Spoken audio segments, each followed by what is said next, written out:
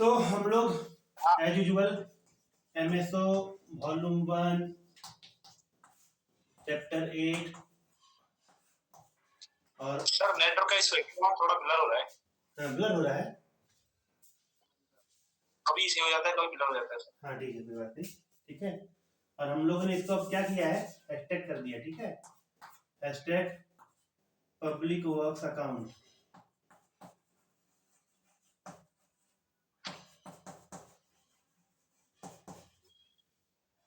ठीक है।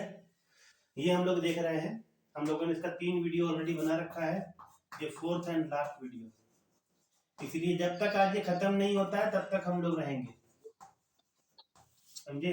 किसी को ब्रेक लेना है ब्रेक मिल जाएगा, लेकिन हम लोग फिर से स्टार्ट करेंगे और हम लोग इसको एंड तक पढ़ेंगे, ठीक है। कोई भी, इससे पहले कि मैं शुरू करूं, आप लोग कोई भी मुझे बताइए कि हम लोग लास्ट में कहां तक थे। ऐसा नहीं कि मुझे याद नहीं है, लेकिन हम लोग एक बार रिमाइंड कीजिए कि हम लोग कहां थे लास्ट में। प्लीज हमको चेक कर रहे हो क्या सर आप? क्या बोल रहे हैं? हमें चेक कर रहे हो इसका मतलब सर आप? डेफिनेटली सर 8.36 था क्या? बिल्कुल मैडम, आप तो जवाब देंगी, मुझे तो पता ही था।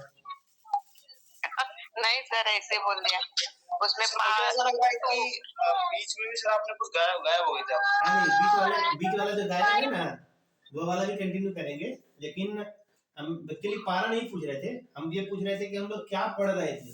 हम लोग पढ़ रहे थे फॉर्म 51 पढ़ रहे थे ना, सेटलमेंट विद ट्रेजरी, है कि नहीं?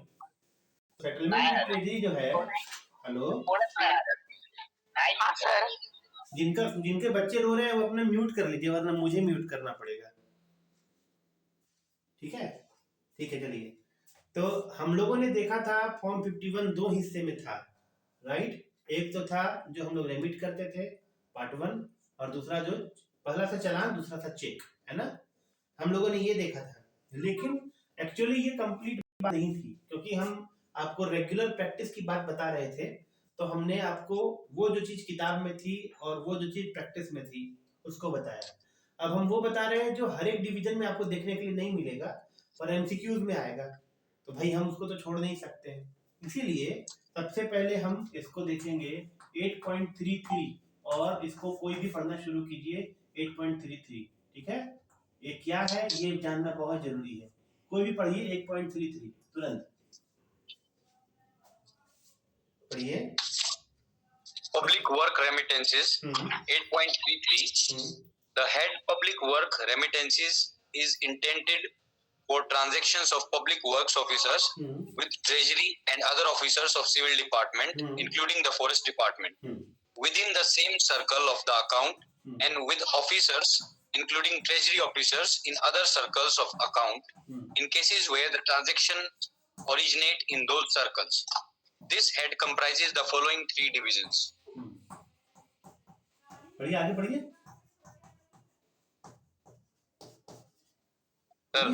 First point, remittances into treasury.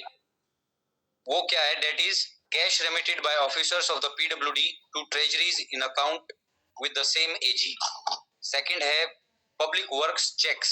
That is checks drawn by the officers of the PWD on treasuries in account with the same accountant general and cashed at those treasuries. Third है sir other remittances. That is transfer transactions between the officers of the PWD on the one hand and the officers of the civil department, including the forest department, in account with the same AG or officers. ठीक है, यही है ना? जी sir. ठीक है, पहला तो इसमें पीडब्ल्यूडी और फॉरेस्ट दोनों आता है, राइट। ये हम किसकी बात कर रहे हैं? पब्लिक वर्क्स रेमिटेंसेस की बात कर रहे हैं, ठीक है ना। और रेमिटेंसेस के लिए जो आपका फॉर्म था वो था फॉर्म 77 एंड 77A, और हेड जो था वो था 8658, और इसमें डेबिट भी आता है और क्रेडिट भी आता है, ठीक है। यहाँ तक तो किसी को कोई कंफ्यूजन नहीं ना है? सर 8782 होगा ना सर? 8658। अरे वाह वाह, बिल्कुल सही, 8782 होगा। सर परीक्षा ले रहे हैं आपकी? नहीं नहीं, मुझसे गलती हो गई, इसलिए मैंने शुरू में कह दिया मेरी बैटरिया। ठीक है, चलिए, इसका मतलब ये हो गया। तो कल हमने आपको, हाँ, ये जो रेमिटेंसेस है 3 पार्ट्स में है, ठीक है, 3 पार्ट्स में। कल हमने पार्ट 1 और पार्ट 2 आपको बताया था, राइट। और पार्ट 1 क्या था भाई? पार्ट 1 था रेमिटांसेस, ठीक है। पार्ट 1 था क्या? रेमिटांसेस, है ना। और रेमिटांसेस के लिए कौन जिम्मेदार है भाई? चालान, ठीक है। पार्ट 2 क्या है? चेक, चेक ही होगा ना, पब्लिक वर्क चेक, इसको पीडब्ल्यू चेक्स बोलते हैं, ठीक है। ये हमने बता दिया था, ये भी हमने बता दिया था। इन सबको बताने के लिए हमने आपको बताया था कि कॉलम्स कितने होते हैं, सॉरी लाइन कितनी होती है? 5 line, 1 2 3 4 5।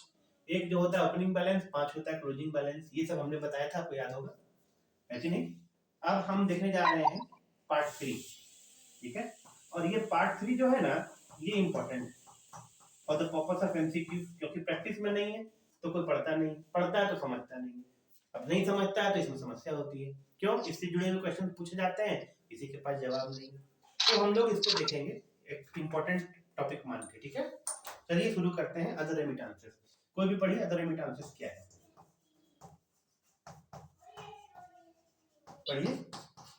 That is transfer transactions between officers of the public work department on the one hand and officers of civil departments including the forest department in account with the same AG or officers including treasury officers in other circles of account in cases where the transactions originate in those circles on the other.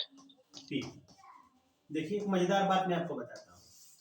अभी कुछ ही समय हुए मेरे DAG ने मुझे बुलाया और मुझसे पूछा कि एक समस्या हो गई है, इसमें तुम क्या ओपिनियन देते हो, ठीक है।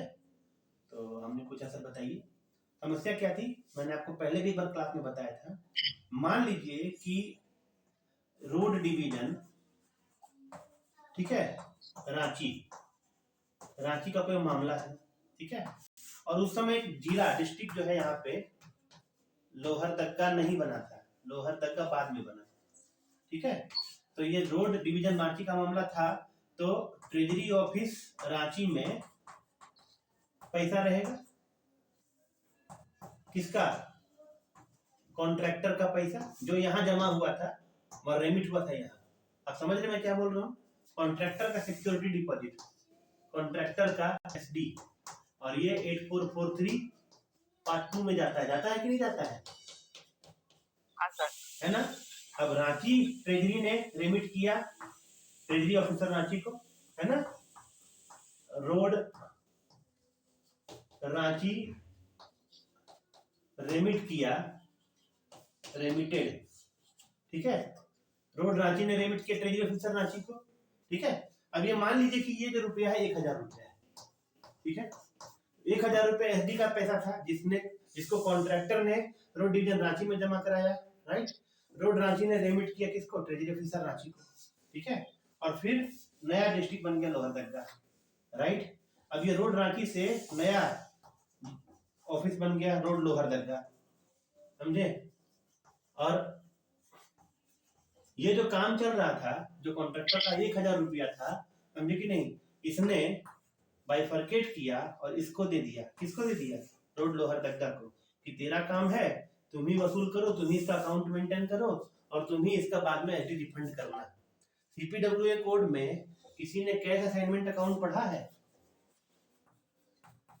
पढ़ा है सर। कैश असाइनमेंट अकाउंट का क्या मतलब था, याद है आपको? हाँ सर। क्या था बताइए तो कोई। सर जो हमारे एक्रेडिटेड बैंक होते हैं उसमें अकाउंट खुलता है डीओ का, ठीक है। तो हमारे डिवीजन पर नया डिवीजन खुलता है तो उसमें डीओ का नया डिवीजन खुलता है तो उसमें कैश असाइनमेंट अकाउंट नया बनता है ना। तो उसी में एक नोट में लिखा हुआ था कि जितना भी एसेट लायबिलिटी है उसका भी बंटवारा होता है कि नहीं? हाँ सर। उसी तरीके से यहाँ भी ये तो लायबिलिटी है भाई, एसडी आपको रिफंड करना है कमिंग फ्यूचर में। तो रोड लोहरदगा, रोड पहले रोड रांची के ऊपर लायबिलिटी था, जब रोड लोहरदगा रोड रांची से अलग हुआ तो रोड रांची ने इस लायबिलिटी का बंटवारा कर दिया, ठीक है। तो अब इसके पास में कैश बुक चला गया, लेकिन पैसा तो ट्रेजरी ऑफिसर रांची के पास में है ना। जब ट्रेजरी लोहरदगा, जब रोड रांची और रोड लोहरदगा बना तो ट्रेजरी लोहरदगा भी बना। उस समय ट्रेजरी ऑफिसर रांची को सारा पैसा ट्रेजरी लोहरदगा को ट्रांसफर करना चाहिए था ना, ठीक है। उसने नहीं किया तो इसने एसडी क्लेम किया यहाँ, कहाँ पे? रोड लोहरदग्गा में, इसने भेज दिया ट्रेजरी लोहरदग्गा को। ट्रेजरी लोहरदग्गा ने कहा कि हमारे पास में पैसा ही नहीं है, समझे कि नहीं। आप जाइए, आपका पैसा कहाँ है, ट्रेजरी रांची में। कहाँ है आपका पैसा, ट्रेजरी रांची में, ठीक है। तो ट्रेजरी रांची तो बोलता है कि मेरे पास पैसा तो है, लेकिन हम अथॉरिटी नहीं है मेरे पास में कि हम आपको रिफंड करें। बात समझ रहे कि नहीं। अब उसके बाद में कॉन्ट्रैक्टर को सिक्योरिटी डिपॉजिट का पैसा नहीं मिला, कॉन्ट्रैक्टर गया कोर्ट में, कोर्ट ने कॉन्ट्रैक्टर के फेवर में ऑर्डर किया, फिर भी ट्रेजरी ऑफिसर रांची ने इसका पेमेंट नहीं किया। I am telling you, right, क्योंकि इसमें फाइनेंस डिपार्टमेंट को कोई डिसीजन लेना था। ये इस तरह का मामला पहले कभी आया ही नहीं था। फिर कोर्ट में इसने कंटेम्प्ट अप्लाई किया, किसने, कॉन्ट्रैक्टर ने।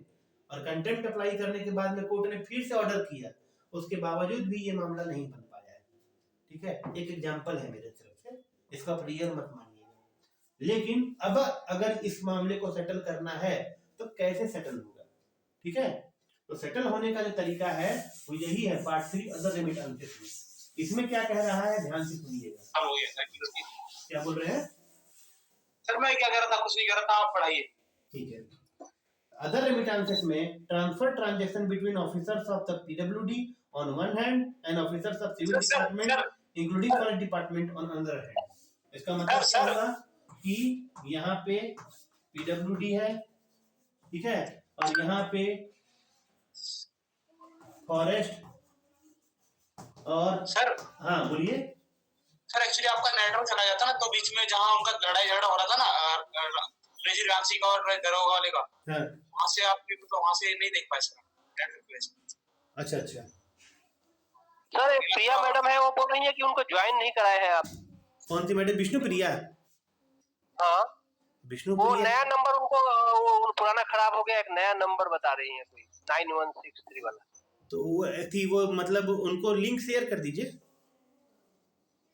तो मैं भेजा हूँ, इनको मैसेज में है वो, देखिए ना। हाँ तो वो लिंक शेयर करेंगे, उनका एक्सेप्ट वहाँ यहाँ आएगा रिक्वेस्ट, तब ना मैसेज करेंगे। हाँ अभी आया, हाँ हाँ ठीक है।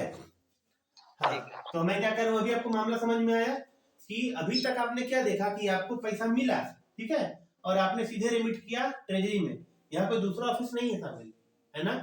और अभी दूसरा क्या है, पीडब्ल्यूडी का जो ट्रांजेक्शन है वो फॉरेस्ट या अदर डिपार्टमेंट के साथ में है, ठीक है। अब जब ट्रांजेक्शन है ट्रांसफर ट्रांजेक्शन, राइट, कोई कैश ट्रांजेक्शन नहीं है, तो ट्रांसफर ट्रांजेक्शन में क्या होगा ना कि बीच में ट्रेजरी आ जाएगा, समझे कि नहीं। और ट्रेजरी ने इस पीडब्ल्यूडी ने इसको ट्रेजरी को ऑर्डर किया है कि इसको इतना पैसा दे दीजिए, समझे कि नहीं। इसको रोड लकड़गड्ढा को क्या बोल रहे हैं, जो रोड जो बनाया जो लोहरगड्ढा जो भी लोहरदग्गा। हाँ, ठीक है। तो अगर रोड रांची कहे, ठीक है, ट्रेजरी को कि भैया इतना पैसा जो ट्रेजरी साहब है आप इनको ट्रांसफर कर दीजिए भाई रोड लोहरदग्गा को, कोई टेंशन क्या है, समझे कि नहीं। तो इस केस में लागू पड़ेगा, या तो सेम डिपार्टमेंट हो जाए या तो अदर डिपार्टमेंट हो जाए। हालांकि यहाँ पे सेम डिपार्टमेंट नहीं लिखा है, यहाँ लिखा है फॉरेस्ट और अदर डिपार्टमेंट, लेकिन सेम डिपार्टमेंट में भी ये नियम लागू किया जा सकता है, ठीक है।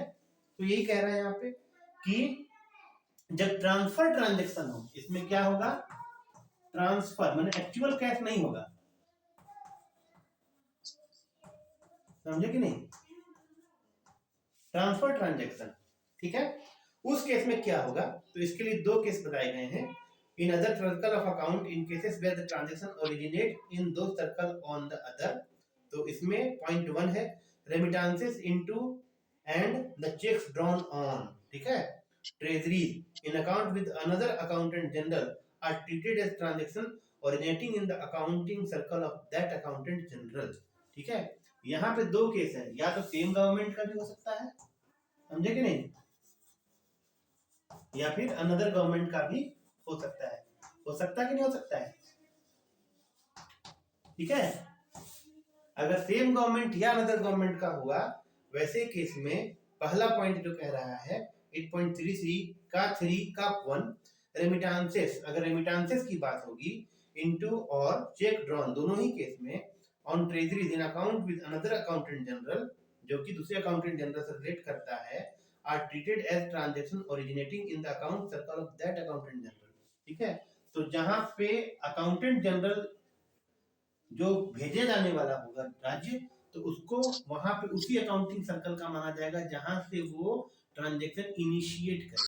ठीक है, इसको मैं और आगे क्लियर कर दूंगा, पहले तो आपको ऑब्जेक्टिव के हिसाब से देखना है। और पॉइंट नंबर 2 ये है, amount due from one public works division to another, माने एक पीडब्ल्यूडी से दूसरे का, वही रांची और लोहरदगा वाला केस यहाँ लागू पड़ेगा, including the division of other government, इसमें कि सेम गवर्नमेंट का भी पॉसिबल है और दूसरे गवर्नमेंट का भी पॉसिबल है, should be settled in accordance with the procedure prescribed in para 17.1.8 of CPWA code। ठीक है, detail procedure is laid down in appendix 7 to CPWA code. ठीक है, तो ये चैप्टर नंबर 17 में इसके बारे में दिया गया है। ठीक है, कि हम किस तरीके से इसको सेटल करेंगे। ठीक है, और चैप्टर नंबर 17 आप खोल करके देखिएगा CPWA कोड का, किसी के पास में है CPWA कोड, चैप्टर नंबर 17 खोलिए। खोलते हैं सर, खोलते हैं। हाँ, transaction with other government department and government.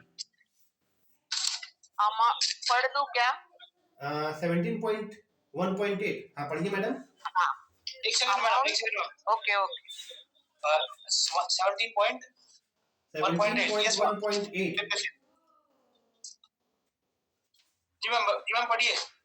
Amounts owing by or to a department or departments of other governments, except for the supplies arranged in exceptional cases on or after 1st July 2005 by the Department of Supply, which are paid initially by the PO supply, should be paid by check or bank drafts by the division or PO concerned. For interdivisional and interdepartmental transaction, see Appendix 7A and Appendix 7C of this code। हाँ, अब एक बार हम लोग appendix 7A में आते हैं और 7C में आते हैं। ठीक है, उसको पढ़ना नहीं है आपको, मैं केवल इसलिए निकाल रहा हूँ कि आप उसका केवल मेजर हेड देख सकें। ठीक है, क्योंकि सारा झंझट जो था ना वो मेजर हेड को लेकर के ही था। ठीक है, तो आप इसमें आइए 7A में, detail procedure to be followed by public works division. ठीक है, आइए सर एक सेकंड, 7A में आइए। सर कहाँ मिलेगा ये अपेंडिक्स? सुनील भाई अपेंडिक्स लास्ट में पीछे है सर, लास्ट में एक सेकंड। देखिए मैं दिखा रहा हूँ, देखिए अपेंडिक्स पेज 7A। नंबर 249 है। हाँ, मेरे में 222 में है, निकालिए। 7A और 7C मिला।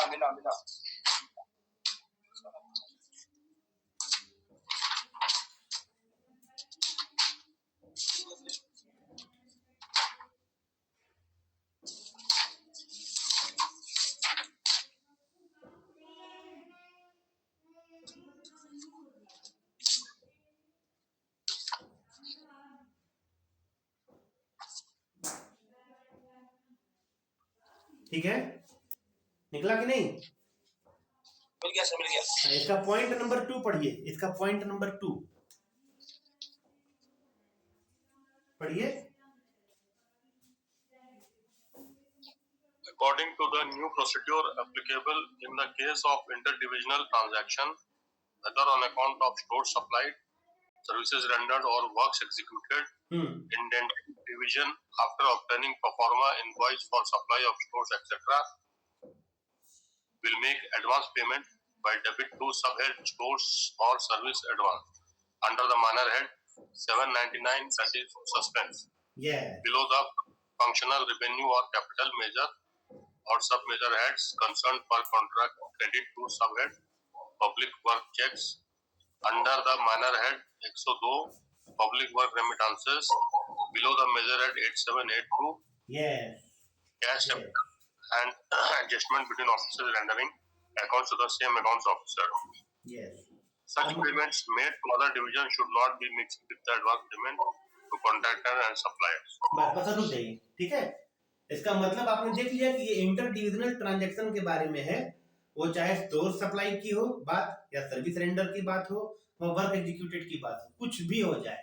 ठीक है, इसमें आपको 799 वही माइनर हेड ऑपरेट करना होगा उस फंक्शनल मेजर हेड का। तो क्योंकि वो मामला रोड से जुड़ा हुआ था, इसलिए रोड का जो फंक्शनल मेजर हेड होगा 3054 उसका जो भी सब मेजर हेड होगा और फिर 799, ये माइनर हेड से ही वो चीज ऑपरेट होता है। सही कि नहीं होता ना?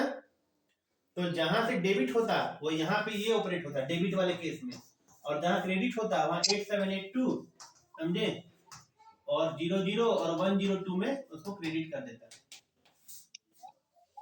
समझे? हेलो जी सर। सर जनरली जैसे सस्पेंस अकाउंट में होगा और ये 799 जो होता है 8658 तो पर्टिकुलर सस्पेंस हो गया। हाँ। ये तो 799 तो एक माइनर हेड है बेसिकली, कोई भी हेड में हो सकता है, 2059 3056 मतलब जो पीडब्ल्यूडी ऑपरेट करता है केवल उसमें। Okay sir. वो हेड जो उसमें आने से ऑपरेट नहीं करता है, चाहे वो एक्सपेंडिचर हेड क्यों ना हो, उसमें वो नहीं लागू पड़ता है। क्लियर? ठीक है। तो डेबिट उसमें होता है और क्रेडिट रेमिटेंस में होता है। यस, ठीक है ना? तो मेरा जो मेन बताने का पर्पस था वो ये कि देखिए, अगर आप किसी भी चीज को रिलेट करके पढ़ते हैं तो ऐसा कोई सवाल नहीं है जिसका जवाब न दिया जा सके। और सबसे मजेदार बात यह है कि ऐसे ऐसे सवाल इतने उठते रहते हैं जिसका अगर आप खोजते हैं तो आपको आंसर मिलता है, और लोग पूरे एकदम अंधेरे में है कि अरे बाप कुछ समझ में नहीं आ रहा कि कहाँ करें क्या करें, समझे? और आप लोग चाहे मुझे कितना भी थैंक यू कह लीजिए, लेकिन हकीकत ये है कि मेरे अंदर जो भी कुछ आया है वो सब आप लोगों की वजह से ही आया है। तो जब इस तरह का कोई मामला उलझता है और मुझे इस तरह का कोई भी रिस्पेक्ट मिलता है तो मैं आप लोगों को मनी मन धन्यवाद कहता हूँ। इस ट्रू मतलब बुलाने के लिए नहीं है, ठीक है? तो ये मामला समझ में आया आप लोगों को? जी सर। चलिए, अब इसी को और समझने के लिए हम लोग 8.37 पढ़ेंगे। पढ़िए।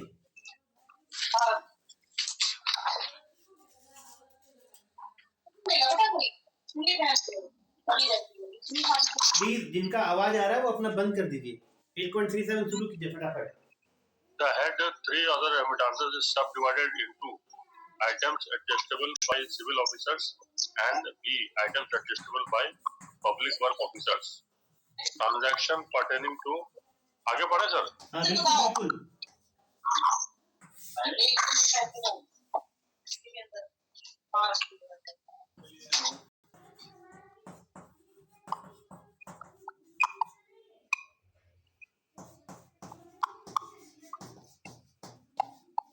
क्या हुआ?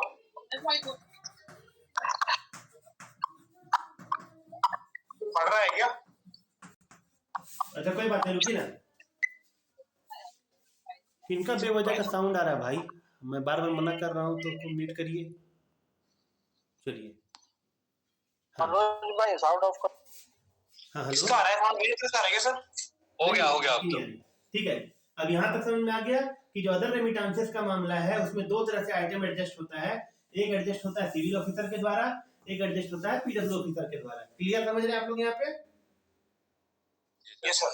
हाँ सर। हाँ। अब पहला जो सिविल ऑफिसर वाला है उसको नीचे में कहा गया non PWD head, non PW head बिल्कुल होगा क्योंकि पीडब्ल्यू हेड से यहाँ लागू पड़ेगा ना? हाँ सर।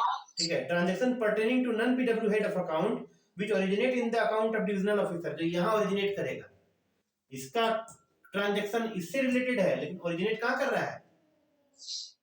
पीडब्ल्यूडी में। पीडब्ल्यू हेड में। बिल्कुल ऐसा हो सकता है, ठीक है। उदाहरण के तौर पे आपका मान लीजिए कि कोई ट्रांजैक्शन है जैसे कि हेल्थ का है और हेल्थ का ट्रांजैक्शन पीडब्ल्यू ऑफिस में जनरेट हो रहा है, किसी भी तरीके से हो सकता है, कोई बहुत बड़ी बात नहीं है, ठीक है। तो ये ऐसा कोई ट्रांजैक्शन जो इसका है पर्टेन टू दिस पर ओरिजिनेटिंग हियर, ठीक है, उसके बारे में कहा जा रहा है but which can not be adjusted by the division through schedule of adjusting account, settlement account और miscellaneous head of account are classified under a of other remittances, ठीक है। जो यहाँ पर दूसरे जो उनके ऑप्शंस हैं जैसे कि शेड्यूल ऑफ एडजस्टिंग अकाउंट में भी एडजस्ट नहीं होगा, सेटलमेंट अकाउंट में भी एडजस्ट नहीं होगा और मिसलेनियस हेड ऑफ अकाउंट में भी एडजस्ट नहीं होगा, उनको यहाँ अदर रेमिटेंसेस में जगह दी गई है। Clear? When a transaction relating to PW department originate in the civil section of account, और जब कोई PW का ट्रांजैक्शन है लेकिन ओरिजिनेट यहाँ हो रहा है, कैसे मैं आपको बता दूं? देखिए पीडब्ल्यू का कोई क्वार्टर है, ठीक है, और लाइसेंस फी कलेक्ट करने की जिम्मेदारी सिविल ऑफिसर की। मान लीजिए कि कोई कोई पीडब्ल्यूडी का क्वार्टर है और जिसको कि हेल्थ डिपार्टमेंट ने या एजुकेशन डिपार्टमेंट ने पूरा एक्वायर कर लिया है और वहां सारे के सारे स्टाफ उसी एक पर्टिकुलर डिपार्टमेंट के रहते हैं, तो लाइसेंस फी माने वसूल करने की जिम्मेदारी पीडब्ल्यूडी ऑफिसर्स की नहीं होगी। वो अपना लाइसेंस फी वहां से वसूल करेगा, उनकी सैलरी में से काटेगा और इसको रेंडर करेगा। तो इस तरह का कोई भी ट्रांजैक्शन इसी में क्लासिफाई किया जाएगा। आपको ये लॉजिक समझ में आ रहा है? जी सर। सीपीडब्ल्यूए कोड चैप्टर 6 में यही पढ़ा है ना आपने? हेलो, अच्छा याद नहीं आ रहा है? हाँ ठीक है, सीपीडब्ल्यू चैप्टर 6 में आपको यही पढ़ने के लिए मिलेगा जो मैं भी यहाँ बता रहा हूँ, राइट? तो अदर रेमिटेंसेस में इसको ट्रांजैक्ट किया जाएगा and it adjusted in the civil section of the accounts, ठीक है। When a transaction relating to, ये पढ़ दिया हमने, ठीक है। Other department account render to the accountant general और on the authority settlement received by him and it is not classifiable under one of the public works revenue or expenditure head, transaction under which are permitted to be adjusted direct on the accountant general's book. It is debited or credited as the case may be to other remittances under head B are responding debit or credit of either class of allocation allocated under A and B according to the original transaction, credit or debit whatever, right? इसमें जो मुझे बताना था, जो मैं इसको लेके आया आप लोगों के सामने, अदर रेमिटेंसेस वाला, ये आप लोग जो पीसी 16 वाले हैं वो कम समझेंगे और जो पीसी 21 वाले हैं वो ज्यादा समझेंगे। मालविका मैडम? हाँ सर। जरा एकदम प्रॉपर रिस्पांस दीजिए। अब देखिए आपको ये समझ में आ गया होगा कि ये किसी तरीके से ये दो अलग अलग डिपार्टमेंट है ना मैडम, जिनके बीच में एडजस्टमेंट है। क्या आपने एसीएजी में कहीं इसको देखा है? इंटर डिपार्टमेंटल या इंटर गवर्नमेंट बिल्कुल सही। और वो कौन से चैप्टर में देखा है मैडम? 5 बिल्कुल सही। to enable them to नहीं शुरू से मैडम, शुरू से। Okay. Accountants are responsible for watching the expeditious adjustment of all items intimated to divisional officers for response. To enable them to discharge this responsibility, the auditors concerned should be required to keep a note of all intimations sent out to divisional officers. Delays in adjustment should be investigated. बस इसमें कुछ खास नहीं है। Division का जो accountant होगा उसको इसमें खास वॉच रखना है, ठीक है? हाँ सर। अगला पारा पढ़िए जो आपके काम का है। All debits and credits under head other remittances, A, items adjustable by civil officers which appear in the accounts of public works officers should be adjusted in the civil section of the accounts in accordance with the procedure prescribed in chapter 5 of accounts code for accountant general in respect of adjustment of non-public works transactions should be observed with such local modifications as the accountant general may deem advisable, the object being not only to बस यही हम पढ़ाने वाले थे। देखिए madam ने पढ़ा, आप लोगों ने भी ध्यान से इसको पढ़ा होगा। कुल मिलाकर के मामला यही है कि एसीएजी में ये एडजस्ट होता है, ठीक है? यहाँ पे मैंने लिख दिया है, उसका प्रोसीजर दिया हुआ है एसीएजी चैप्टर 5 में, है ना? वही यहाँ पे लिखा हुआ है कि इंटर डिपार्टमेंटल या इंटर गवर्नमेंट इंटर ऑफिसर जो भी होता है। तो याद कीजिए मैडम, आपने जब इसको एडजस्टमेंट वाला चैप्टर एसीएजी में पढ़ा होगा तो आपने क्या पढ़ा होगा कि एक जहां ये मामला इनिशिएट होता है वहां पे आउटवर्ड सेटलमेंट अकाउंट रहता है। आपने पढ़ा था ना मैडम? हाँ सर। और जिसके पास आता है वो इनवर्ड सेटलमेंट है। हाँ, ध्यान से सुनिएगा, पीसी 16 वाले आप लोग ध्यान से सुनिएगा कि जैसे मान लीजिए कि यहाँ ये आपका ऑफिस है, राइट? ऑफिस में एक सिविल ऑफिस है, एक पीडब्ल्यूडी ऑफिस है, राइट? तो यहाँ से अगर इनिशिएट होता है, माने स्टार्टिंग पॉइंट यहाँ है, राइट, और एंडिंग पॉइंट यहाँ है, तो ऐसी स्थिति में ये वाला जो कि स्टार्ट कर रहा है वो क्या करेगा, एक आउटवर्ड सेटलमेंट अकाउंट रखेगा। और आउटवर्ड सेटलमेंट अकाउंट जो है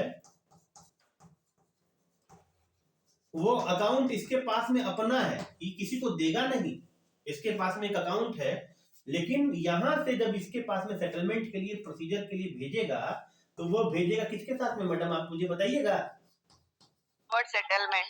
अरे मैडम सस्पेंस स्लिप के साथ में भेजेगा ना? हाँ, सस्पेंस स्लिप, सॉरी सर। हाँ, सस्पेंस स्लिप के साथ में भेजेगा। सस्पेंस स्लिप को जब ये पाएगा, समझे, पाने के बाद में इसको अपने ट्रांजैक्शंस के साथ मिलान करेगा कि ये जो दावा कर रहा है, suspense slip is not nothing but a claim. समझे, ये क्लेम है, ये कि मैं क्लेम करता हूं कि आपके पास में मेरा या मेरे पास में आपका इतना ट्रांजैक्शन पर्टेनिंग टू एडजस्टमेंट है।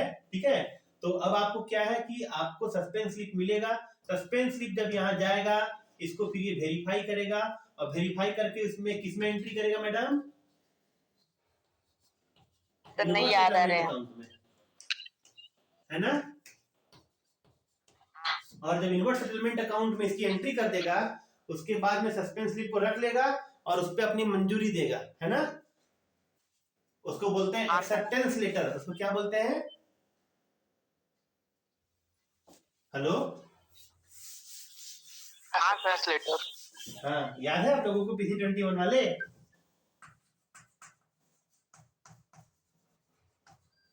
एक्सेप्टेंस लेटर देगा और एक्सेप्टेंस लेटर जब इनके पास में पहुंचेगा तब ये जाकर के ट्रांजैक्शन कंप्लीट माना जाएगा। समझ रहे हैं? Yes sir, yes sir. हाँ, यही प्रोसीजर इसमें लिखा हुआ है, आप आगे पढ़िएगा ना। तो 8.40, ठीक है, मैं पढ़ के सुनाता हूं, ध्यान से देखिएगा। All debit and credit under 3 other remittances be item adjustable by PWD offices should for purpose of settlement be subdivided into the following 3 cases। तो ये आपको ये प्रोसीजर तो पूछ ही रहा है, मतलब प्रोसीजर आपको ध्यान में रखना है, पर बेसिकली जो ध्यान में रखना है वो ये ध्यान में रखना है कि आपका पार्ट 3 जो है, नहीं, सबसे पहले रेमिटेंस वाला जो है 8782 कितने पार्ट में है? तो भाई 3 पार्ट में। ठीक है, देखिएगा आपको जो क्या ध्यान रखना, जो ऑब्जेक्टिव आपको पूछेगा 8782 रेमिटेंसेस। ठीक है, अब हम एकदम फार बाय फार कर देता हूं, क्लियर। 8782 हो गया, इसका फॉर्म 77 और 77A। ठीक है, अगला ये जो है ना, ये 3 पार्ट में है, राइट। कौन सा है? तो आपका जो है पहला वाला पार्ट था, उसको हमने, मैंने, मुझे याद तो है लेकिन आपको कोई कंफ्यूजन ना हो, पहला है रेमिटेंसेस, ठीक है, दूसरा है पीडब्ल्यू चेक्स, जी सर, और तीसरा है अदर रेमिटेंसेस, है ना। जी सर। ये पूछा जाएगा, समझे, बेसिकली, और फिर इसको मिटा देते हैं। और अदर रेमिटेंसेस को फिर 2 हिस्सों में बांट दिया गया है। 2 हिस्सों में कौन सा बांट दिया गया है? सिविल डिपार्टमेंट और पीडब्ल्यू डिपार्टमेंट डिवीजन, है कि नहीं? Yes sir. और फिर इसको 3 भागों में बांटा गया है। यही पूछा जाएगा आपसे, समझे, जो आपको पढ़ना है ना, वो यही बेसिकली पढ़ना है। इसका फिर सब हेड है remittances into a check drawn on treasury in other accounting circle. ठीक है, तो ये हो गया अदर अकाउंटिंग सर्कल पहला। दूसरा क्या है? Transaction respect of which advices and acceptance. तो एडवाइसेस जो है ना, वो सस्पेंस स्लिप है। यहाँ जो आपका एडवाइसेस एंड एक्सेप्टेंस लिखा हुआ है, एडवाइस बराबर क्या है? Suspense slip.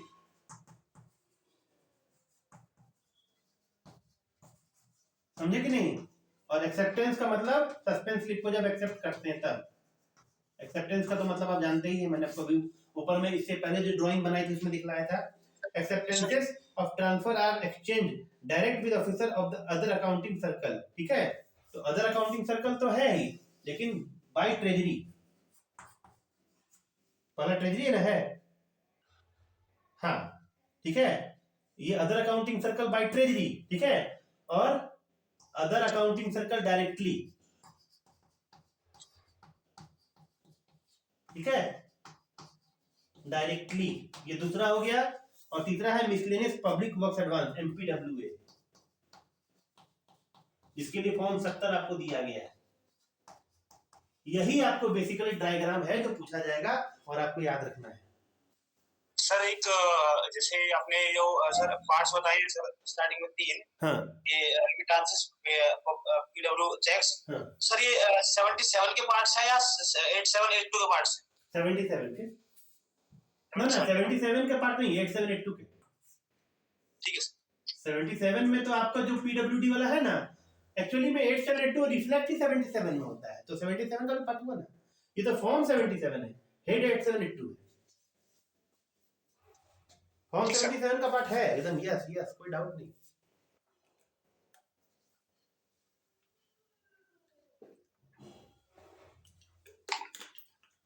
ये समझ में आया आप लोगों को? जी सर। चलिए अब हम लोग 8.41 में ऐसा कुछ नहीं है जो आपको बताने जैसा है, ठीक है, फिर भी मैं एक बार पढ़ देता हूँ। All debit and credit of class 3 का मतलब समझ ही गए, अदर रेमिटेंसेस वाला है, which appear in the civil section of account whether on authority of treasury or other departmental account rendered to the accountant general or on the authority of settlement account received by him to be collected in register separately for debit and credit in form 21। तो यहाँ पे जो आपका है ना वो point है form 21, इसको मैं मिटा दूं। ये फॉर्म 21 आपको याद रखना है, ठीक है। इसमें क्या मसला है? मसला ये है कि पीडब्ल्यूडी का ट्रांजैक्शन है लेकिन सिविल में स्टार्ट हुआ है। फिर से मैं बताता हूँ, all debit and credit of class 3 which appear in the civil section of account, ठीक है, लेकिन pertain to the PWD, right. तो पीडब्ल्यूडी ट्रांजैक्शन है, ठीक है, लेकिन सिविल सेक्शन ऑफ अकाउंट्स में इसको सिविल डिपार्टमेंट में इनिशिएट हुआ है। सर बोर्ड, हाँ बोलिए बोलिए। ठीक है सर, ठीक है, पीडब्ल्यूडी ट्रांजैक्शन है, सिविल डिपार्टमेंट पे इनिशिएट हुआ है। तो दोनों ही के लिए, डेबिट और क्रेडिट के लिए जिसमें फॉर्म दिया गया है वो फॉर्म दिया गया फॉर्म 21, यही इसका पॉइंट है, ठीक है, डेबिट क्रेडिट बोथ, हालांकि सेपरेट होगा एंड सेपरेट,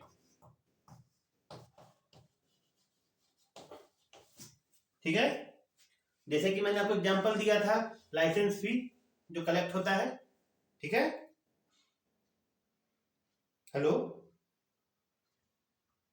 अगला 8.42 the clearance of debit and credit entered in the register should be void on the basis of responding credit and debit as shown under the head of divisional schedule of remittances 77, वो तो हम कई बार लिखवा चुके हैं, ठीक है। 8.43 ये बहुत इंपॉर्टेंट है, इसको मैडम पढ़िए। 8.43 The financial results of irrigation, navigation, embankment and drainage work for which capital and revenue accounts are kept are compiled by the central government yearly in Form 18। अभी रुक जाइए। तो एक तो यहाँ पर क्या मिल गया, irrigation, navigation, embankment and drainage work, ठीक है, इसके बारे में कुछ जान लीजिए, ये बहुत इंपॉर्टेंट है। इरिगेशन, हाँ एक मिनट रुक जाइएगा मैडम। नेविगेशन, एम्बैंकमेंट और लास्ट कौन सा लिखा हुआ मैडम? Drainage work. देखिए इसी में लिखा हुआ है, जो हम आपको दिखा भी देंगे, कहाँ पे है अभी खोजने में हम समय टाइम नहीं बर्बाद करेंगे, लेकिन इसी चैप्टर में है कि इनका जो अकाउंट आता है ना वो डिवीजन वाइज पहले नहीं आता था। ध्यान से सुनिएगा, हम कह देते हैं, प्रैक्टिकल एग्जांपल है हमारे ही झारखंड का, ठीक है। झारखंड में क्या था कि एक नया बनाया गया रिवर वैली प्रोजेक्ट RVP, और इसके नीचे में 34 डिवीजन थे, और 34 डिवीजन अपना अकाउंट अलग अलग, माने जून 2018 से पहले, समझे, 34 डिवीजन अपना अकाउंट अलग नहीं भेजते थे, नॉट सेपरेट अकाउंट। अब कहिएगा कि सेपरेट अकाउंट नहीं है तो फॉर्म 80 आता था, जवाब है नहीं। फॉर्म 83 आता था, जवाब है नहीं, कुछ नहीं आता था। ये क्या करते थे, 34 डिवीजन का अकाउंट कलेक्ट करने का एक ऑफिस था जमशेदपुर में। जमशेदपुर तो नाम सुना ही होगा, टाटा है ना। टाटा में एक ऑफिस था जो 34 का अकाउंट कलेक्ट करता था, कंपाइल करके उसका एक एब्स्ट्रैक्ट बनाता था, और हमारे पास मैंने एजी ऑफिस के पास में केवल हेड वाइज एब्स्ट्रैक्ट ही भेजा जाता था, समझे। ये प्रोसीजर पहले बहुत कॉमन हुआ करता था, और ये केवल इरिगेशन, नेविगेशन, एम्बैंकमेंट और ड्रेनेज जैसे पब्लिक वर्क डिवीजन के ऊपर में लागू पड़ता था। तो आप देखिए रिवर वैली प्रोजेक्ट भी इसी का हिस्सा है, इरिगेशन का, नेविगेशन का, एम्बैंकमेंट का और ड्रेनेज का। रिवर वैली प्रोजेक्ट है या नहीं, इसको बतलाइए। तो जब मैंने इसको इस चैप्टर में पढ़ा तो मैंने इसको रिलेट किया कि इसको अलग से ऐसा क्यों लिखा हुआ है, तो मुझे याद आया कि इस तरीके से पहले अपने ही और स्टेट में हुआ करता था। लेकिन जून 2018 के बाद में 34वां डिवीजन का ये जो टाटा वाला प्रोसीजर था हमने इसको बंद कर दिया और हमने कहा कि render direct account to AG office. तो उसके बाद से वो अपना अकाउंट डायरेक्टली यहाँ पे रेंडर करने लगे। हम लोगों को कुछ ट्रेनिंग देना पड़ा, उन लोगों को उतना पता भी नहीं था, वो लोग तो रॉ मटेरियल उठा के टाटा को दे देते थे। ठीक है, तो हमने उनको ट्रेनिंग दिया और फिर वो काम चालू हो गया। तो इसीलिए ये 4 ऑफिसेस यहाँ दिए गए हैं। आगे मैं पढ़ता हूँ। Each accountant general should prepare statement in this form. तो कौन सा फॉर्म है? फॉर्म 18। कौन सा फॉर्म है मैडम? Form form 18। और ये फॉर्म 18 कहाँ पे? एजी ऑफिस में है, ठीक है ना? तो एजी ऑफिस में ये जो फॉर्म 18 है, AG should prepare a statement in this form and submit it in the case of a state through the state government so as to reach the central government not later than 1st November। समझ रहे कि नहीं?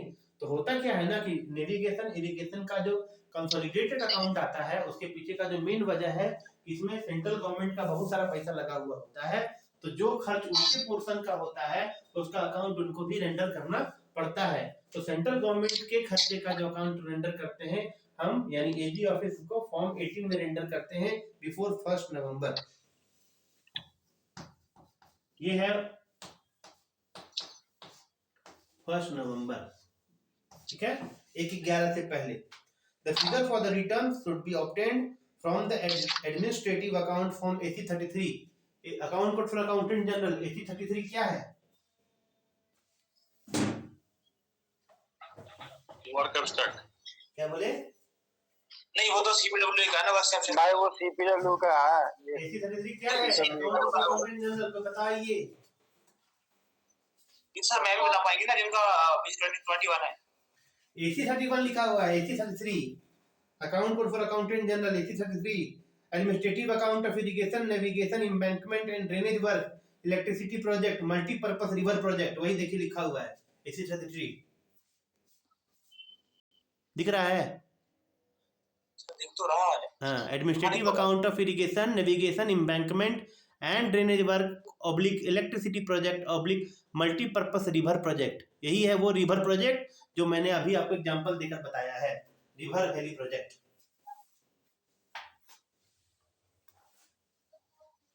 समझ गए? समझ गए sir. ठीक है। Of account code for accountant general, madam is it clear? हाँ सर। चलिए 8.45 में भी यही बात लिखा हुआ है। 8.45 पढ़िए तो madam 8.45। The estimate cost of construction column 5 should be determined in the manner indicated in Appendix 2 of the Account Code of Accounts General and should therefore agree with the figure shown in Part 6 of AC 33 of Account Code for Account General।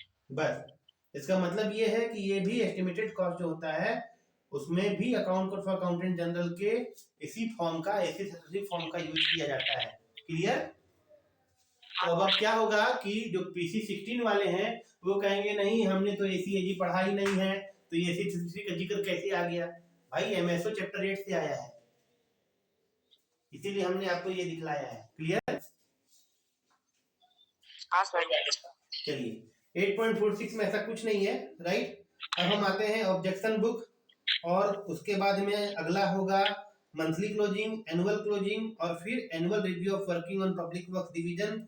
ये 4 point discuss करने के बाद में बस कुछ केवल forms रह जाएंगे। फॉर्म 46 क्या है, 80 क्या है, 83 क्या है, जो हमने पहले भी डिस्कस किया है, लेकिन हम उसको एक लाइन जरूर उस पर डिस्कस कर लेंगे। उसमें समझने जैसा कुछ नहीं है, केवल और केवल एक बार मैं बोलता जाऊंगा, आप लोग उसको मिलान करते चले जाइएगा और कुछ नहीं है।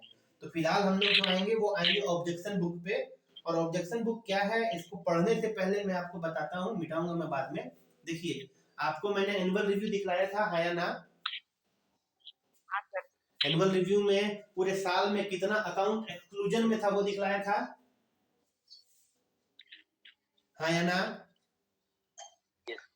एक्सक्लूजन में जो अकाउंट था तो वो 2 वजहों से था। कौन सी वजह थी आप बताइए तो?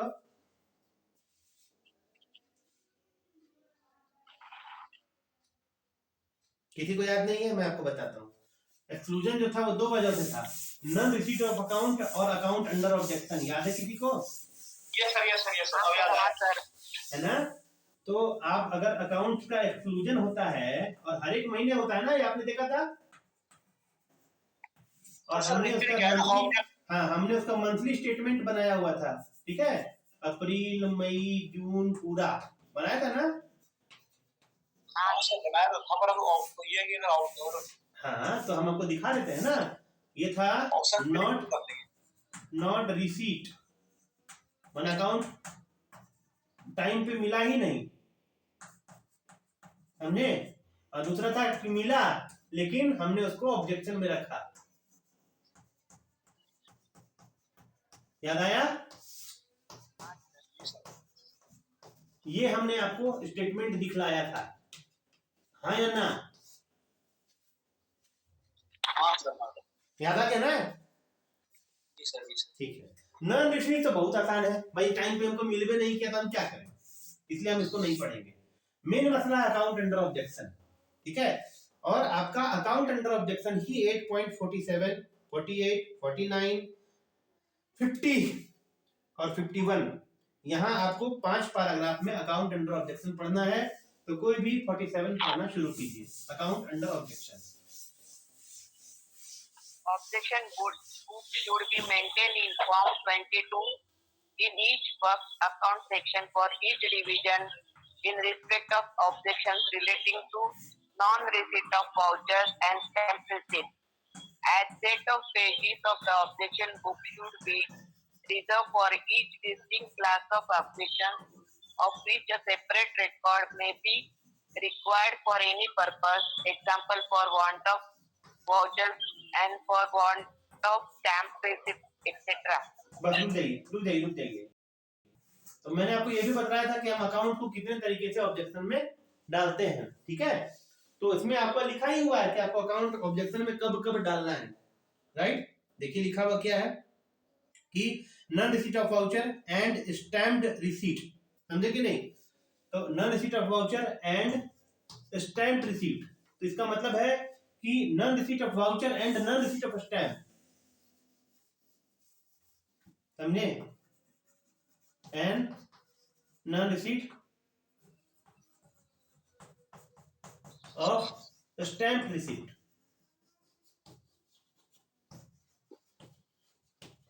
ये तो पहला हो गया कि वाउचर और रिसीट, माना इसको कहते हैं वाउचर यानी पेमेंट के लिए और रिसीट माना चालान के लिए, तो ये नहीं मिला, ये नहीं मिला, कुछ भी केस हो सकता है, ठीक है। A set of pages of objection book should be reserved for each distinct class of objection, समझे? तो क्या होता है, और भी ऑब्जेक्शन होता है, लेकिन फिलहाल आप दो तरह का ऑब्जेक्शन देख रहे हैं, ठीक है। तो each class of objection, समझे कि नहीं? फॉर्म 22 जो कि ऑपरेट नहीं होता है most of the AG office में, होना चाहिए, ठीक है, सेपरेट सेट ऑफ पेज होना चाहिए।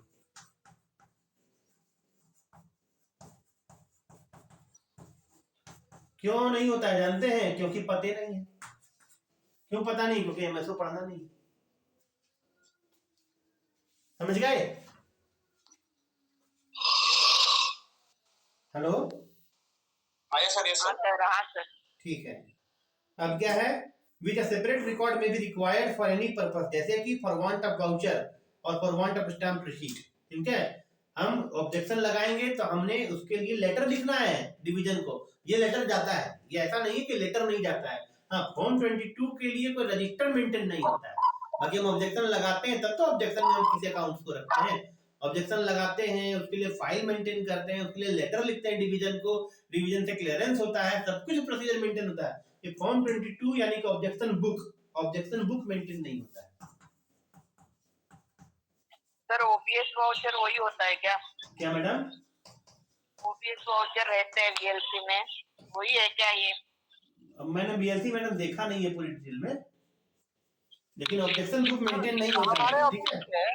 सर एमएसओ में बार बार जिक्र आता है सेंट्रल ट्रेजरी सेक्शन का, तो हमारे ऑफिस में ट्रेजरी मिसलेनियस तो बहुत है, इंस्पेक्शन है, चाहे अकाउंट चाहे या मिसलेनियस है, लेकिन वो सेंट्रल ट्रेजरी सेक्शन कौन सा है, वही है क्या? ट्रेजरी में जहाँ से वाउचर्स जाते हैं बीएलसी को, और इधर सेंट्रल ट्रेजरी सेक्शन लिखा हुआ, वो कौन सा सेक्शन है? वो अपने इधर खाली ट्रेजरी सेक्शन है, वो इसका 5th चैप्टर में है, एमएसओ का। अच्छा हम देख के बताते हैं आपको, ठीक है। पहले हम यहाँ आगे बढ़ जाते हैं। तो आपको ऑब्जेक्शन बुक का मामला कुछ कुछ समझ में आ रहा होगा, ठीक है। 8.48 कहता है under each head of objection relating to each distinct transaction should be treated as separate item and a serial number should be assigned to him. मतलब जो भी आपका ऑब्जेक्शन होता है उसके लिए सीरियल नंबर आपको देना है, ठीक है। ये कोई भारी चीज नहीं है, भारी चीज चालू होता है 8.49 में, जो बहुत इंपॉर्टेंट है कि the amount placed under objection during the month in respect of only item should be noted against it in black ink. यानी कि एक महीने में जो आपका ऑब्जेक्शन होता है वो ब्लैक इंक में नोट किया जाता है, ठीक है।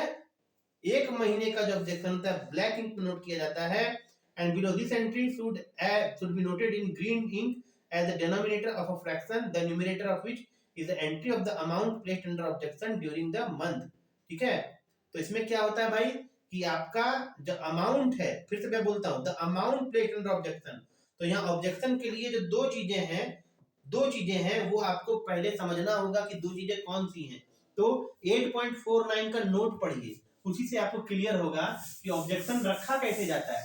8.49 का नोट पढ़िए तो मैडम, या कोई भी पढ़िए। Objections regarding vouchers awaited should be recorded in the objection book as two items, one number of awaited vouchers and amount of awaited vouchers. बस इसका मतलब क्या हुआ?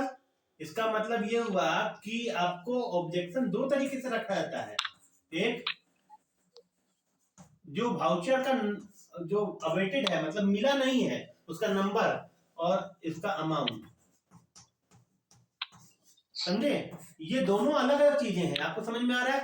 हर एक वाउचर का कोई डिस्टिंक्ट नंबर होता है, right.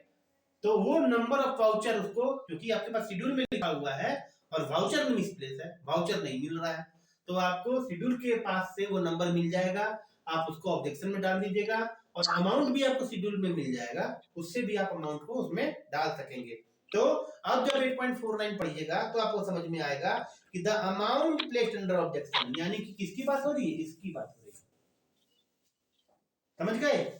The amount placed under objection during the month in respect of only item should be noted against it in black ink in the appropriate column of the month concerned, and below this entry should be noted in green ink as the denominator of a fraction of numerator of which is the entry of the amount placed under objection during the month. The progressive total of the amount placed under objection. इसका मतलब क्या हुआ कि black ink से मान लीजिए कि आपका अमाउंट है 1000 रुपया, ठीक है, और डिवाइड बाय ग्रीन इंक, ठीक है, ये हो गया 5000 रुपया।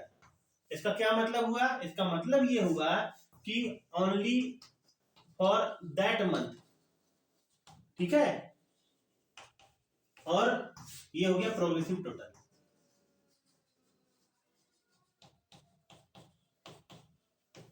अब समझ में आया? सर एक सेकंड बस, और मिटाना मत सर, एक सेकंड बस। नहीं मिटाऊंगा, आपके पास में वीडियो रिकॉर्ड हो रहा है, YouTube पे अवेलेबल रहेगा, काहे को टेंशन लेते हैं? अरे सर आपको सर नहीं मिटाऊंगा। ये मामला समझ में आया? हाँ समझ में आ गया सर। हाँ, और इसमें नीचे कुछ नहीं लिखा हुआ, सेक्शन ऑफिसर वेरीफाई करेगा, साइन करेगा, ओके करेगा, बस। सर ये प्रोग्रेसिव टोटल कहाँ से लाए सर? क्या बोले? प्रोग्रेसिव टोटल कहाँ से लाए भैया? महीने महीने ऑब्जेक्शन लग रहा है ना, तो 5 महीने का ऑब्जेक्शन है सर। हाँ 5 महीने का काहे? हो सकता है इस महीने 1000 रुपया लगा हो और पिछले महीने 4000 रुपया लगा हो। जनरली प्रोग्रेसिव टोटल तो ज्यादा होना चाहिए ना इससे। तो ज्यादा तो होगा ही ना, ज्यादा तो है ही ना। ये तो 5000 रुपए। तो भैया ऊपर तो 1000 है, ऊपर कौन सा 10000 है?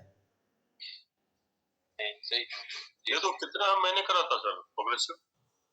नहीं कुछ महीने नहीं, आपको अगला अगला मैंने जब मंथली क्लोजिंग में आप आएंगे ना और एनुअल क्लोजिंग में आप आएंगे, अपने आप समझ जाएंगे।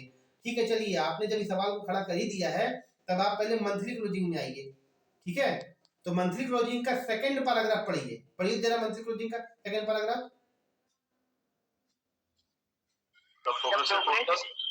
हाँ पढ़िए पढ़िए ना मैडम, पढ़िए। totals of each class of objection should be carried forward from month to month and the unadjusted balance from year to year. बस हो गया, सारा क्वेश्चन का आंसर मिल गया। मतलब प्रोग्रेसिव टोटल जो है ना ऑब्जेक्शन का, ये क्लोज टू बैलेंस नहीं है, समझे? सॉरी, क्लोज टू गवर्नमेंट नहीं है, क्लोज टू बैलेंस है। अब एवरी मंथ है ना सर? हाँ, चलता जाएगा हाँ, ईयर टू ईयर चलता जाएगा, जब तक वो मतलब ऑब्जेक्शन क्लियर नहीं होगा तब तक चलता जाएगा। प्रोग्रेसिव टोटल कभी खत्म ही नहीं होगा, समझ गए? हाँ सर। चलिए, तो यहाँ पे आपको समझ में आ गया clearance of objection 8.5। Clearance of objection में कुछ नहीं है, सिंपल इतना ही है कि जैसे ही जो आपका वाउचर मिसिंग था आपको मिला, आपको उसमें एंट्री करनी है, ठीक है? और जो एंट्री करेंगे वो रीडिंग से करेंगे और उसमें कुछ भी नहीं लिखा हुआ है, ठीक है? उसी में आपका जो फॉर्म नंबर 22 है उसमें एक अलग से कॉलम है जिसका नाम है अमाउंट क्लियर। तो एक काम कीजिए, 8.50 का केवल पहला पैराग्राफ पढ़िए तो madam. An objection should be removed as soon as the necessary vouchers or document is received.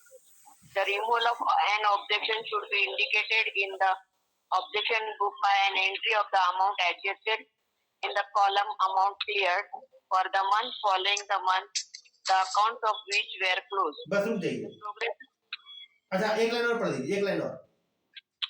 The progressive total of adjustment being also noted at the same time in the manner prescribed for the posting of the amount placed under objection. बस रुक जाइए। इसका मतलब आप समझ गई madam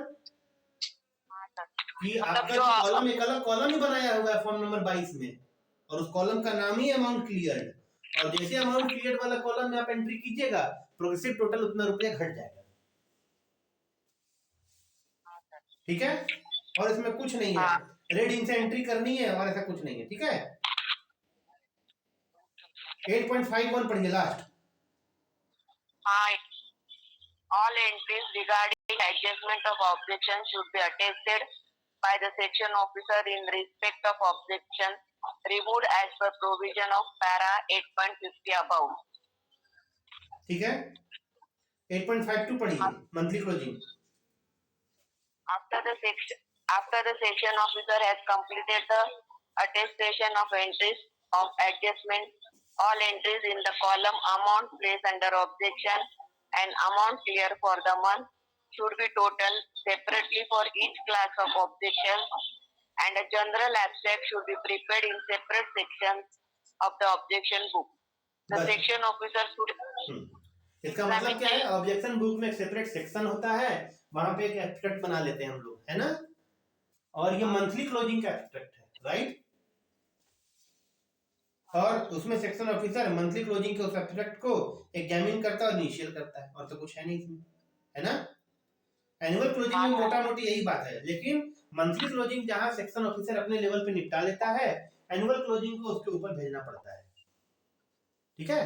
तो आप इसको ऐसे समझिए ना, हाँ आप इसको ऐसे समझिए कि जो मंथली क्लोजिंग होगा ना, मंथली क्लोजिंग जो होगा उसमें एसओ मतलब सेक्शन ऑफिसर यानी कि डबल एओ बनाएगा, समझे? और सीनियर एओ साइन करेंगे, ठीक है? और ईयरली क्लोजिंग जो होगा, ठीक है, उसमें डबल एओ बनाएंगे, सीनियर एओ साइन करके डीएजी मार्क कर देंगे और डीएजी के साइन से जाएगा, यही होगा। क्या समझ गए? जी सर। इसके अलावा इसमें और कुछ भी नहीं लिखा हुआ, ऐसा जो हम आपको बता दें कि इसमें तो कुछ चीज लिखा हुआ है।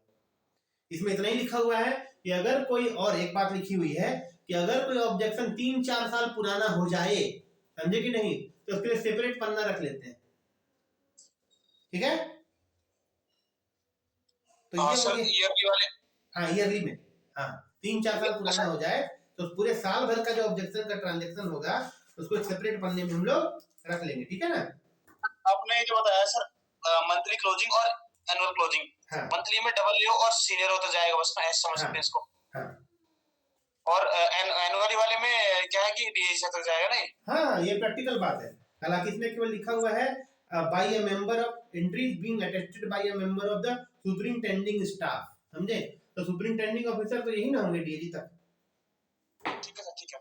ठीक है ना, चलिए। सर कौन सा पैराग्राफ में पढ़ रहे हैं आप? 8.53 मैडम, एनुअल क्लोजिंग। हाँ सर मिला। अच्छा दिया हटाइए।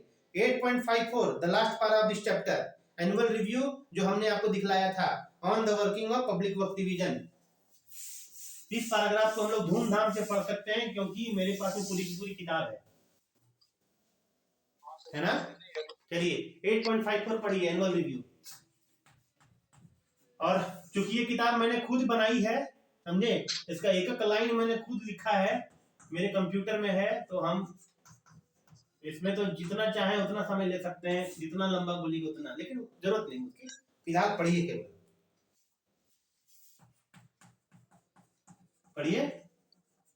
An annual review on working of PWDs is required to be conducted each year and is required to be sent to the state government by 15th December after collecting information from works accounts sections and audit wing. Yes, ये होता क्या जानते हैं, 15 दिसंबर तक आपको state government को देना है, लेकिन ये यूं ही नहीं हो जाता है, समझे कि नहीं। ये आपको जो बनाना पड़ता है एनुअल रिव्यू। आप अगर एनुअल रिव्यू देखेंगे तो पन्ना पलटिए और आप देखेंगे कि अकाउंट्स वीक का स्टेटमेंट 1 से लेकर 5 तक है और ऑडिट विंग का स्टेटमेंट 1 से लेकर 3 तक है। दिखाई दे रहा है आप लोगों को? जी, है ना। और जब आप मेरे एनुअल रिव्यू को देखिएगा तो उसमें भी ऑडिट विंग का स्टेटमेंट आपको मिल जाएगा अकाउंट विंग के स्टेटमेंट के पीछे में। ठीक है, तो जो WM2 एनुअल रिव्यू बनाता है, पूरे भारत में जितने भी ऑफिसेस हैं सब में WM2 ही एनुअल रिव्यू बनाता है। एनुअल रिव्यू, उसका पूरा नाम है annual review on the working of PW divisions of the state for the year, ऐसा नाम पूरा पढ़िएगा, annual review on the working of PW division. ठीक है, फॉर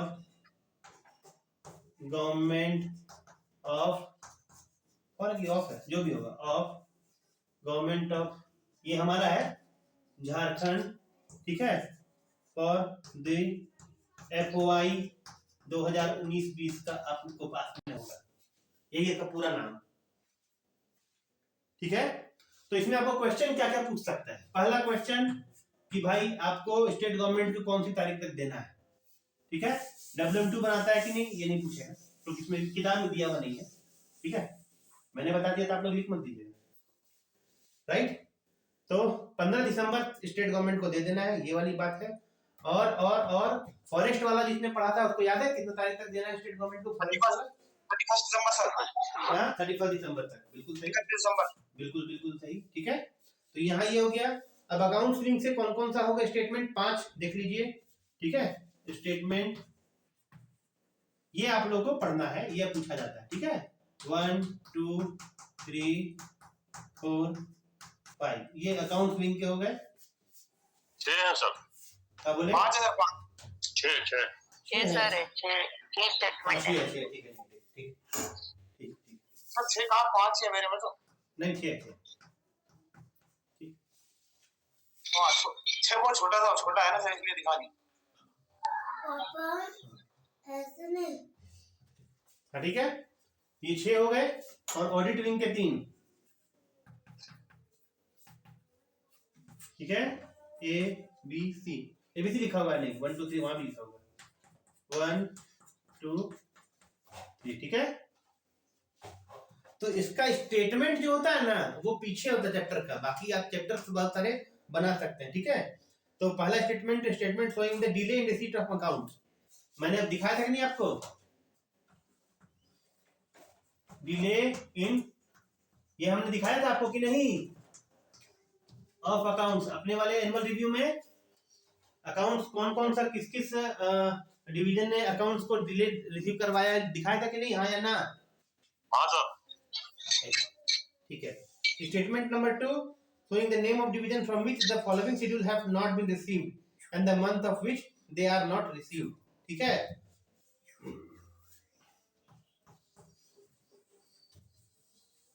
मतलब हो गया शेड्यूल नॉट रिसीव्ड। ठीक है,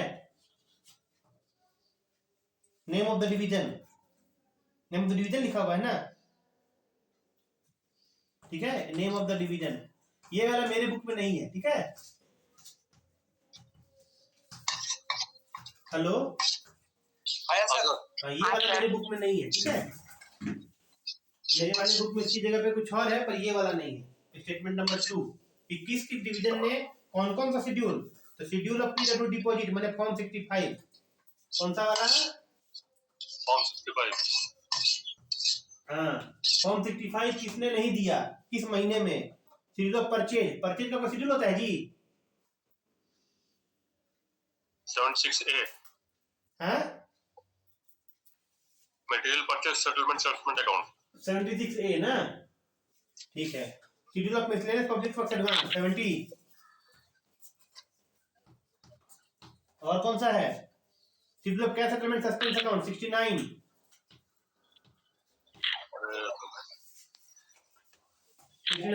नहीं, ये 76A, क्या है 69, नहीं सर 76 है। 76A है सर। हाँ, और तो ये हो गया 76, रुकिए, ये हो गया 69, परचेज हो गया 69, और ये हो गया 76, ठीक है। और schedule of remittances with treasury 77, इतना जो जिसने जिसने नहीं दिया जिस महीने में। अब आप सोच लीजिए कि ये सारे के सारे फॉर्म्स कितने इंपॉर्टेंट है कि आपको एनुअल रिव्यू में लिखना पड़ता है, ठीक है। स्टेटमेंट 3, अकाउंट्स अंडर ऑब्जेक्शन, ठीक है, अकाउंट्स अंडर ऑब्जेक्शन, ये था delay in receipt of account, ये अकाउंट्स अंडर ऑब्जेक्शन, ठीक है। अगला क्या है, पॉइंट नंबर 4, सर ये एंड ऑफ द मार्च 89 दिया, इसका क्या मतलब है सर? अरे साल है 89 का, 89 में साल है, ईयर 1989, ठीक है। सर ये मार्च 1989 नहीं बोला ना आपने? हाँ, ये मार्च 1989 बोला मैंने, अच्छा, ठीक है। अगला statement 4, amount of outstanding under 3 other item adjusted, remittance का अदर आइटम में अमाउंट आउटस्टैंडिंग, अमाउंट, इसीलिए मैंने आपको कहा था कि अदर आइटम कितना इंपॉर्टेंट है, समझे, अदर आइटम, ठीक है। सर पॉइंट नंबर 5, अरियर इन रिकंसिलेशन, ये बहुत इंपॉर्टेंट है, ये भी है हमारे रिव्यू में, रिकंसिलेशन में कितना अरियर है, ठीक है। और पॉइंट नंबर 6 क्या है, statement showing the defect in the preparation of monthly account, ठीक है, ये भी है, defect in preparation of monthly account, defect in preparation of monthly account, ये वाला है इंपॉर्टेंट, ठीक है, ये भी हमारे में है। अब ऑडिट वाला देख लीजिए, अकाउंट वाला तो है ही, ठीक है ना, हालांकि आपको ये याद नहीं करना, मैं पहले बता देता हूँ कि स्टेटमेंट 1 में क्या है, 2 में क्या है, 3 में क्या है, ये सब आपको याद नहीं करना, लेकिन ये जरूर याद रखना है कि इसमें से 6 में कौन कौन शामिल है और कौन शामिल नहीं है, समझ रहे हैं, मतलब रट्टू तोते की तरह नहीं, स्टेटमेंट 1 बराबर ये, स्टेटमेंट 2 बराबर ये, मिलान करो, ऐसा नहीं याद करना है, लेकिन ये जरूर ध्यान में रखना है कि एनुअल रिव्यू में क्या जरूर आता है, ठीक है। अब ऑडिट वाला भी होता है, common type of irregularities notice in central audit, ठीक है, सेंट्रल ऑडिट पारा, इरेगुलरिटी का कहने का मतलब पारा, ठीक है, ये मेरे में है, आप देख सकते हैं। Statement 2, detail of audit notes and inspection report not replied, ठीक है, ये है कॉमन टाइप, कॉमन टाइप का मतलब कौन कौन बहुत मिलता है, ठीक है। और यहाँ पे क्या है, IR पारा नॉट रिप्लाइड, ये भी है मेरे में, ये हमने ऑडिट से लिया हुआ है, ठीक है। और तीसरा है important irregularity notice in the local inspection of PW और इरिगेशन डिवीजन, ठीक है।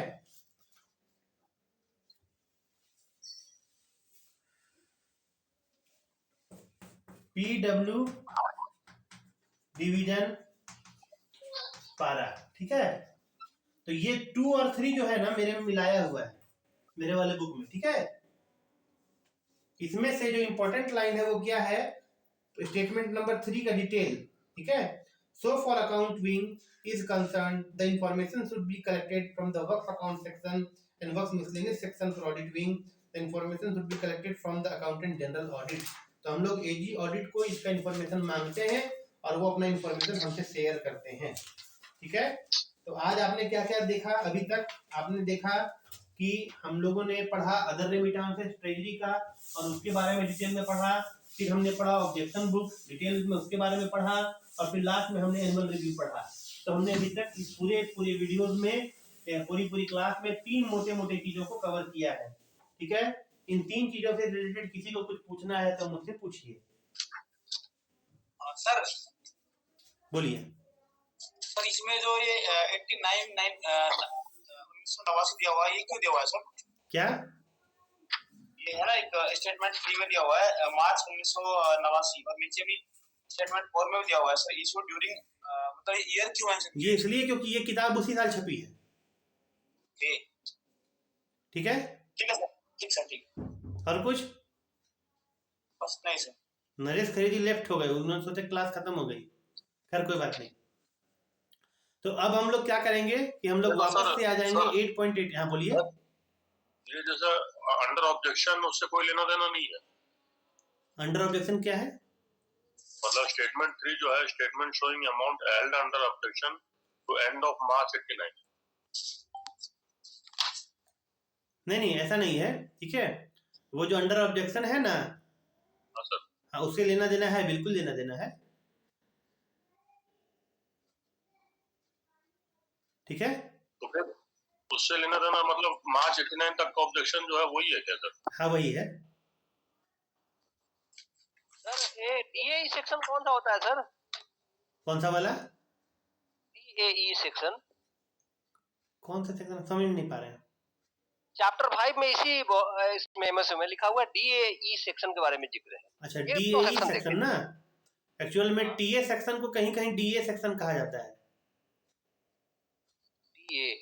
डीए डिपार्टमेंटल एब्स्ट्रैक्ट वगैरह वगैरह कुछ ऐसा ही है, बट हमारे यहाँ नहीं है। यहाँ पे हाँ हमारे यहाँ नहीं है। ट्रेजरी वाले को ही बोला जाता है क्या? हाँ तो बंगाल में है, बंगाल में। अच्छा, ट्रेजरी में 3 सेक्शन है, एक मिसलेनियस है, इंस्पेक्शन है और अकाउंट्स है। हाँ तो हम लोग अब सुनिए, अब हम लोग इसी चैप्टर का जो कुछ पॉइंट्स रह गया है वो 8.18 से शुरू होता है, उसको हम लोग देख लें, ठीक है ना। चलिए 8.18 को पढ़ना शुरू कीजिए।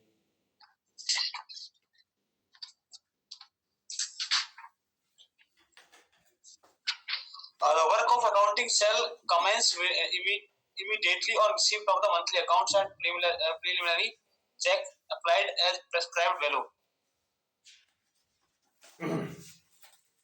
देखिए सर, हाँ अब हम शुरू करते हैं, ठीक है।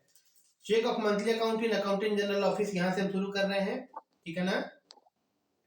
The work of checking of monthly account should be taken as soon as account is received in accountant general office.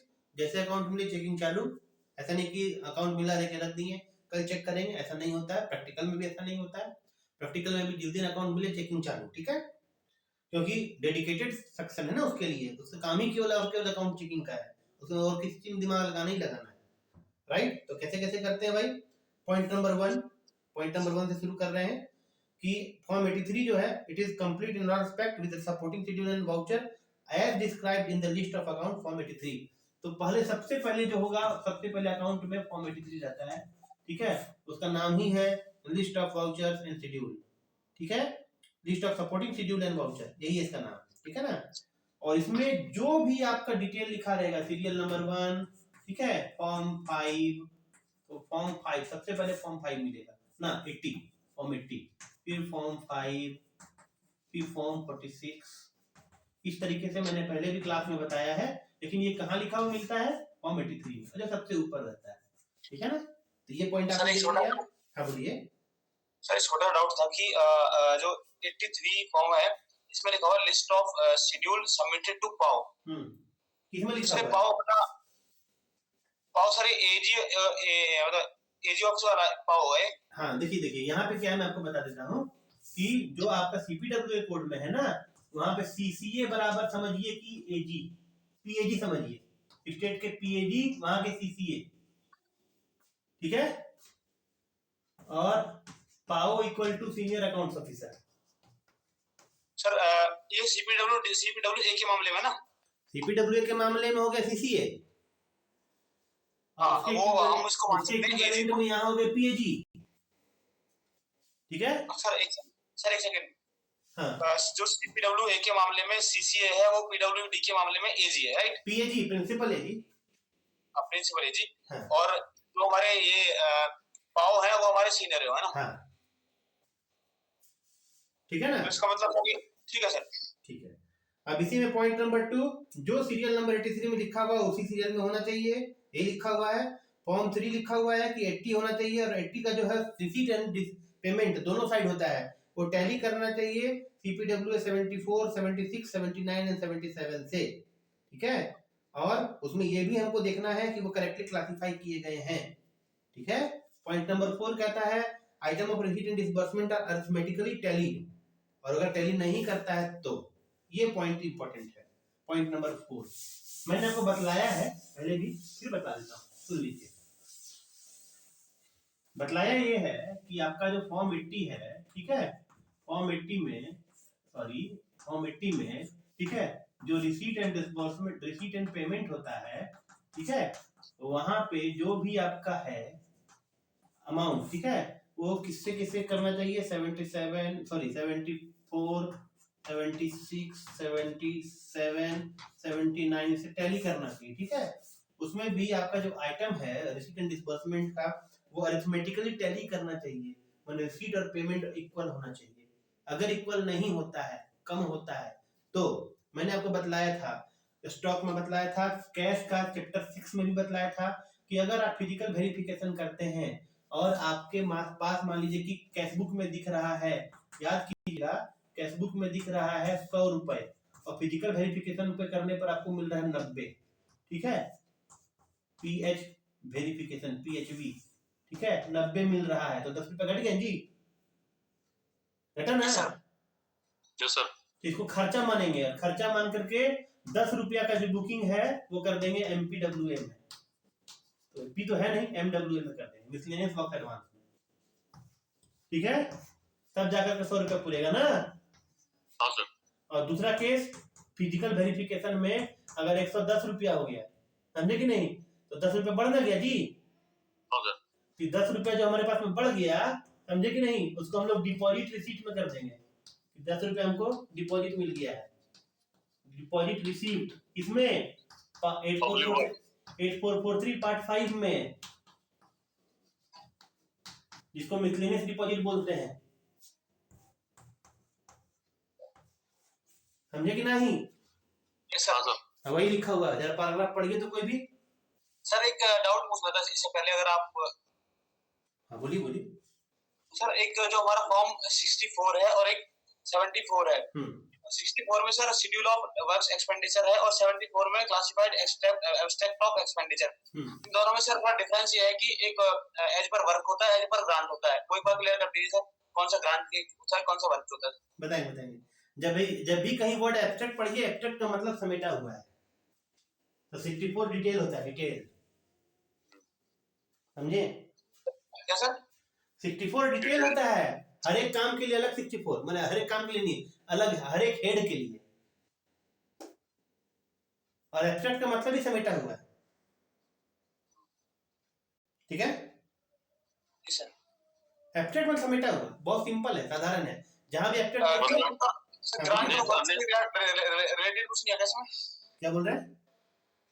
ऐसा मैंने कहीं पढ़ा है सर कि एक वर्क से रिलेटेड है और एक अकाउंट से, ग्रांट से रिलेटेड है। ऐसा कुछ नहीं, ठीक है, अभी हम लोग पॉइंट आते हैं, ठीक है। पहले ये वाला पॉइंट आपको समझ में आ गया, ये वाला? हाँ सर। फंसवा दिया सर किसी ने मुझे, हाँ किसी ने फंसवा दिया इसका मतलब। ठीक है, चलिए। ओपनिंग कैश बैलेंस जो होता है वो भी हमेशा सीबी से टैली करना चाहिए, इसमें कोई तो समझने वाली बात है नहीं, ठीक है। द मंथली अकाउंट फॉर्म 80 और 83 साइन बाय डिविजनल ऑफिसर, अगर 80 और 83 डिविजनल ऑफिसर ने साइन नहीं किया तो हम लोग तो किसी भी हाल में एक्सेप्ट नहीं करते, दैट सेंट अंडर ऑब्जेक्शन, उसको हम लोग ऑब्जेक्शन में डाल देते हैं, ठीक है। इसको जनरल चेक कहा जाता है, राइट। फॉर्म 46 के बारे में देख लीजिए, पार्ट 1। फॉर्म 46 जो है ना वो कैरी फॉरवर्ड करता रहता है, माने केवल मंथ का भी ट्रांजैक्शन लिखा हुआ है और प्रोग्रेसिव ट्रांजैक्शन भी, प्रोग्रेसिव रिसीट भी लिखा हुआ है, देखिए लिखा हुआ है the amount brought forward from last month. जाहिर सी बात है, लास्ट मंथ से अगर कोई अमाउंट ब्रॉट फॉरवर्ड हो रहा है इसका मतलब प्रोग्रेसिव रिसीट लिखा हुआ है तब ना, ठीक है। और इट इज अरिथमेटिकली एक्यूरेट, और एक जो सबसे इंपॉर्टेंट है वो है 46 का पॉइंट नंबर 3। कोई अगर मामला डिडक्ट रिफंड का है, समझे कि नहीं, तो डिडक्ट रिफंड में क्या करते हैं पता है आपको? हाँ सर। डिडक्ट रिफंड किसी को याद है? 2 तरह का होता है, मैंने आपको बताया, हाँ सर। है ना, टैक्स हाँ, रिसीट वाला और नॉन टैक्स रिसीट वाला, है ना। हाँ सर। और नॉन टैक्स रिसीट में क्या इसके लिए हेड था, कोई मुझे बताएगा? 900। कौन बोला नाम? हम सोच के बोल किसने कहा, नाम बताइए। सवाल के लेना सर, डांटेंगे हम। अर्जुन जी, हाँ सर। अपने आप अपनी पीठ पर थपा लीजिए। याद हो गया 900 इनको, क्या बोल रहे हैं? 900 याद हो गया अर्जुन सर को। वही तो कह रहे हैं, आप लोग बताइए कि मेजर हेड माइनर हेड में आप लोग कमाल नहीं कर दे रहे हैं। सबसे ज्यादा ध्यान से यही सुनते हैं सर, डेली एकदम 1 मिनट लेट नहीं होते। चलिए बहुत अच्छा, देखिए इसी को कहते हैं सेटिस्फैक्शन, समझे। और वो सर आपके मार्गदर्शन के कारण हो रहा सर। धन्यवाद धन्यवाद। एक बार और पीठ थपथपा लीजिए। हाँ ठीक है, तो डिडक्ट रिफंड जो होता है ना, अब सुनिए यहाँ पे मसला है, समझ लीजिए मसला क्या है वो समझ लीजिए आप। देखिए रिसीट जब आप करते हैं तो क्रेडिट होता है ना, हाँ सर। डिडक्ट रिफंड में माइनस क्रेडिट नहीं होता है, डेबिट होता है, हमेशा याद रखिए, ठीक है। तो यहाँ तो माइनर रेट 900 है, और जीएसटी वाले जो केस में आप देखिएगा ना एग्जांपल, वहां 01 रिसीट है, समझे, वो सब हेड है, और 02 रिफंड है।